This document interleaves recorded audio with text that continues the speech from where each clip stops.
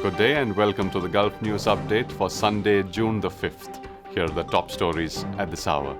In a global first, the Swiss are voting today on a radical proposal to provide the entire population with enough money to live on, no strings attached. Voters are being asked whether they want all Swiss citizens, along with foreigners who have been legal residents in Switzerland for at least 5 years, to receive an unconditional basic income. The amount to be paid has yet to be determined, but the non-political group behind the initiative has suggested paying $2,500 a month to each adult.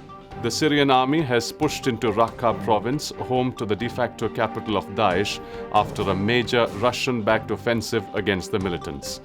The offensive is the third big assault on Daesh in recent days after Iraqi forces attempted to storm Fallujah in Iraq and a Syrian militia advanced with US support towards Manbij in the north near the Turkish border. A public funeral and memorial service for the legendary Muhammad Ali will be held on Friday in his hometown of Louisville, Kentucky. A private family funeral will take place on Thursday, and Ali's coffin will move through the streets of Louisville on Friday before a public memorial service at an arena.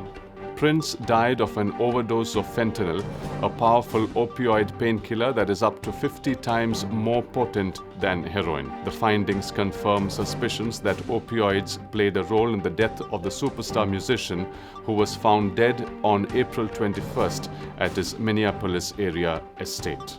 And finally, the weather. Today's high across the UAE will be 41 degrees Celsius, dropping to 27 degrees at night.